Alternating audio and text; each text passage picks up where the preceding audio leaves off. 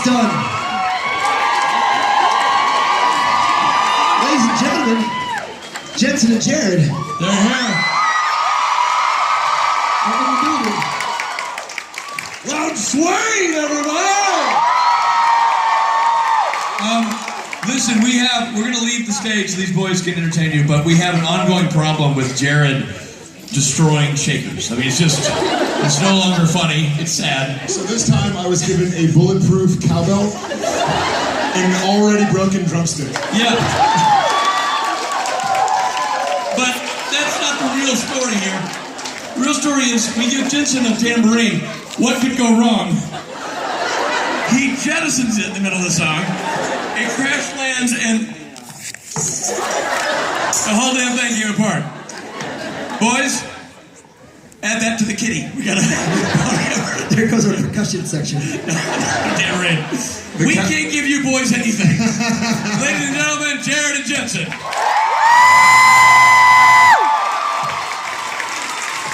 I'll just say it. I'll say it and that actually did happen, didn't it? Yes. That really... It wasn't a plant. They don't make them like they used to. Otherwise... And this is, again, why we don't have nice things. Exactly. I will say for the record, my cowbell survived intact. It even says Jared on it. Hi, Toronto. What's up, T.O.? Billy, I feel like I'm blocking the door. I feel like I'm... Do I need to move out of the way? You guys want to see Billy, don't you? Scoot it over there. I can't... This is... There he is. We know our... I need that bright, shining face behind me at all times. It's just... What'd y'all guys think of the premiere? Hey, what's up in the back there? I see you. We see you. Yeah. What's up in the middle right there? And how about the front here?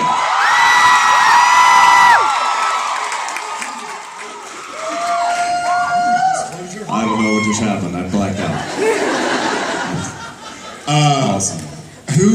This is one of my favorite things to do. Who's... Uh-oh. I don't think you can say that out loud. G-rate. Who's a first-timer? Very cool. Welcome to our family. We have a lot of full-timers and part-timers as well that have been here 5, 10, 20, 30, 40, 50 times. So welcome to the family, and you're surrounded by people who love and support you, including us.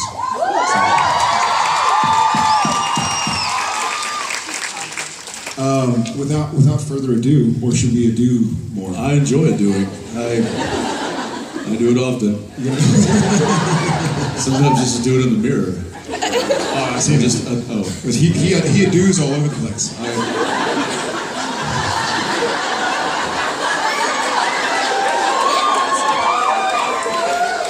On that note, hello there. Hi. Hello. So this is through translation, so there might be a little bit of a delay. So hi, I'm deaf. My name is Ali. I've seen both of your acting in the TV show, and I really enjoy it. And I was just wondering if you think Supernatural will ever have like a deaf character or have some kind of sign language that maybe the boys could use? Hi, Ali. We actually... I'm trying to think. I think we have we? Mm-hmm. Coming up, we have... Spoiler alert! We are going to have a little bit a character who speaks sign language as well. I would love to. I would love that. Would be an honor. Yeah, very much. Thank you so much, Ali. All right.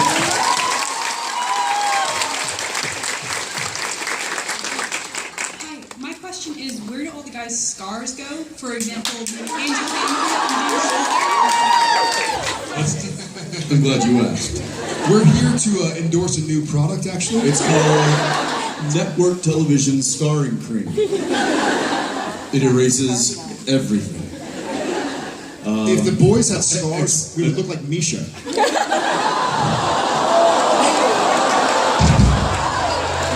We'd look better. We'd look better. We would. And sometimes if that doesn't work, and say you happen to scar your face in real life, then What do you mean, Jensen? I'm just hypothetical. I can't speak. I'm nervous. Then we have an entire visual effects department that can just make you look like it never happened. Tell the story. I'm not going to tell the story. Tell the story. People have heard the story.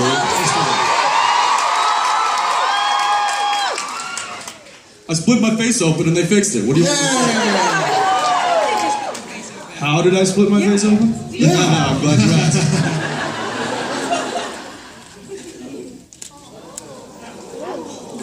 Yeah. Hey, look, Harrison Ford's got a scar on his chin too, all right? Yeah, but he's Harrison Ford. So here's a true story. When the incident that shall not be named happened, let's name it Voldescar. He actually had to act with. You like that? You're not supposed to say Voldemort, so you're not supposed to say Voldescar. Harry Potter. I almost scarred my face as well. He came to set with dots painted so that the visual effects people could make his face look like the rest of his face, all smooth like a baby's butt. There's an ironic point to the story, or part of the story, I should say. So I went out with a friend of ours, mutual friend of ours, that we used to work. Don't bring me into this. Don't bring me into this. I went out with a friend of mine who used to work on the show, and he had since gone on and was working on other shows and doing other things.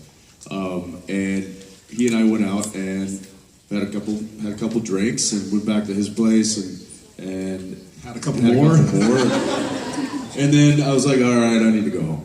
So I went downstairs. He lived in a high-rise in downtown Vancouver. And, as I was waiting for my taxi to show up, there was a little ledge where there was like a planter, and it had just freshly rained. And not thinking, I was like, I'm just wasting time. I'll just hop up on the planter. And you know what you do when you're just kind of wasting time and you're just like, kind of strolling along and, whoop.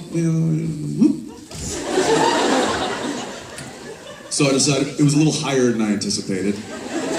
And I jumped and went, oh, it was a good one. And I just hit, and I went, you gotta be kidding me. And it was just leaking, it was like a faucet of blood got turned on. So I'm like holding my chin back up, and I'm like, all right. Now what do I do? I'm not kidding, that's You were working with, it was a Saturday night, or you were working in 2 days, essentially? I was working, I had the next day off, Yeah. and then I was working the day after that. So I'm just holding my chin together, and I'm like, all right, well, I don't think it's broken. There's a lot of blood. I don't think I can walk to the hospital from here. I'm pretty sure the cab driver's not going to let me into his cab. I mean, it's just all over. So I called up ambulance, and they came and picked me up, and I was like apologizing. I'm like, guys, I'm sorry. This is so anyway, the ironic point of the story is I get to set, and the visual effects department now has to put tracking marks on my face so that they can remove the pooling of blood that is now and the swelling. That it's all swollen, yeah. I mean, I look like Jay Leno. And It was a nice change. yeah, it was really had a really nice defined chin.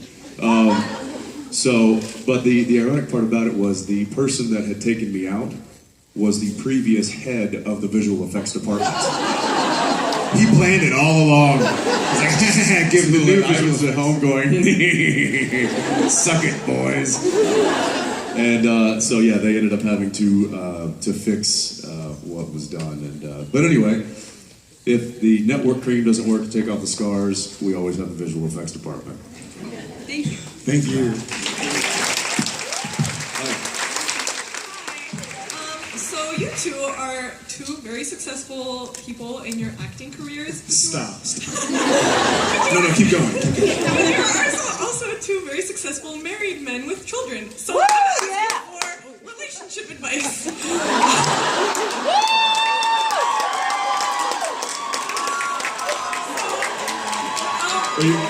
Are you asking Jensen or Dean?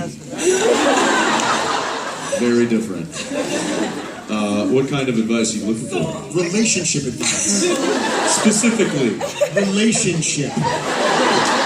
with your dog, It's all the same. with your mother, with your, I mean, what? Hey, look, the people have mom issues. My question is, how do you get the attention of the person you like, and how do you get them to like you back? Well, if you're Jared Padalecki, this is what you do. You be your wife. But pre your wife. Can I have some romantic music, fellas? This is a book.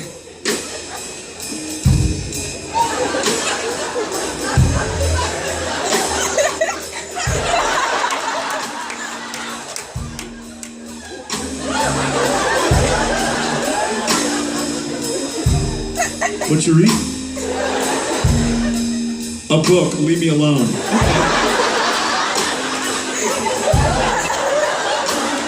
So, I read books.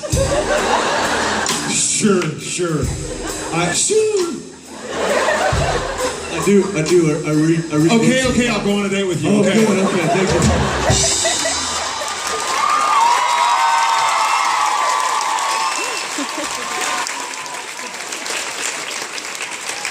I was playing a much taller version of my wife.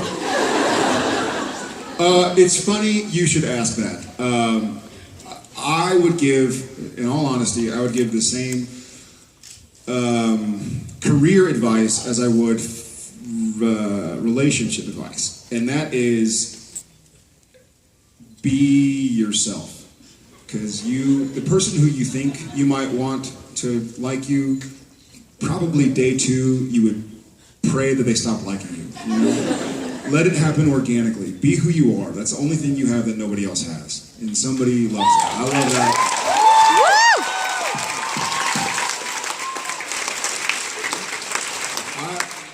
I was single for a while, and I was trying to figure out who I was, and I was trying to be, not trying to be fake or be something I wasn't, but I wasn't completely comfortable with who I was. And so the relationships I had when I was that form of Jared were fun and fine and great, but it wasn't lasting, right? And finally, I sort of came to terms with who I am, and then I found somebody who dug it, and I dug her back. So.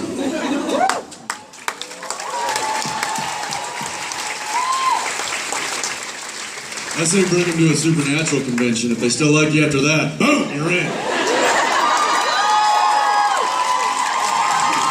That's because we scare them away like protective older brothers. That's right. Hi. Hi. My question is, do you think Sam and Dean are becoming more like villains than heroes? I like your shirt. Are they becoming more like villains than heroes? Yeah. Well, Mark Shepard had something really funny to say the other day on set. what? Mark, yeah. Everybody gets one. He said to me that somebody asked him what it's like to be typecast as a villain, and he said, "Villain? I've killed less people than the Winchesters have." So it's Yesterday. He said to me 2 days ago. That's why I asked. so really the point is he's just recycling his material. He's forgotten all the rest. It's just like, did I ever tell you about the time? Yeah, you can't remember his lines, but he can remember. Okay. I can't get into specifics, but I'm going to say this much. I don't think I'm going to be in trouble. But we had a one-page scene the other day. It was myself. Which is not that long. It's not that long. It's not that long. A one-page scene should last 30 to 60 seconds, depending if it's action or dialogue or whatever. So it was myself. It was Mark Shepard, and it was Ruthie. And I realized that if you ever want to make a 1-minute scene turn into a 4-minute scene, hire like British actors. Because everything becomes so important. And Sam, did I tell you? Like, say the line so I can say my line. I've got a line coming up, get to it. So that's all I'm going to say. When it airs, I'll tell you what it was. From like southern England to like northern, then over to I'm Ireland, rolling. and then I think you ended up in Australia. I'm English, Maybe world South Africa. What? Thank you. Yours is worse. Where are you from? Sheboygan? Kidding. Oh, get out of here. Well, I blame Jared for being late to everything, so he's used to that. Okay, back to, it was a good question. I would say that in the last couple of years, yes, there's probably a good argument to be made that the brothers are leaning more, or are straying away from being heroes. The kind of heroes that I think we all want them to be. That being said, I think there was a very good scene or a collection of scenes in the premiere episode where Sam starts to talk to Dean about essentially their mission statement and the fact that when did they get away from saving people, and that Hunting even things is only part of the equation.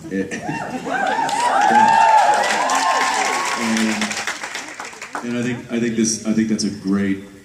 I love the fact that Carver and the team brought that up and are now dealing with it, because it's kind of sending the brothers back to what they originally set out to do, and that is to save people. Even though they might be affected, they might be infected, they might be possessed, they might, whatever's wrong with them, there might still be something to save there. And if they can do that, then they should try. And I think Dean lost his way as far as focusing on saving those people as well. He just figured he'd just rather mow them all down and save the people that haven't been corrupted. But I think it was a very poignant set of scenes and dialogue that Sam kind of brings the brothers back to their original mission statement, which is to hunt things and save people. So. It also, on a deeper level, it's also one of our main thematic points of Supernatural in general. The saying, the road to hell is paved with good intentions. If you turn that on its head, do good intentions lead to hell, right? And the struggle that humans in the real world also maybe deal with, where you're just trying to do the best you can. Sometimes there's collateral damage, so to speak, but hopefully your head is clear and your thoughts are straight. You're trying to be the best you can, do the best you can. So I think it's a very human struggle of trying to do what you can do, when you can do it, and where you can do it. But it not always working out perfectly, and how you deal with that. And I think that you'll see this season that the brothers start to head back towards the hero side of the scale. Yeah.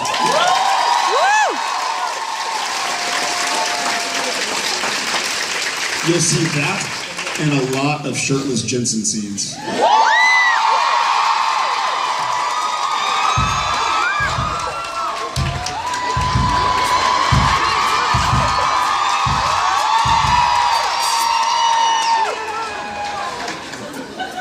Stop it, you Canadians. And all the rest of you. How are you? Hi. That was the cutest voice. I don't know that I want to know what you said, though. Okay, hi. Hi, jeez, this is nerve-wracking. This is my first convention. Try being up here. It's your first convention, you said? Yeah. Awesome. Welcome.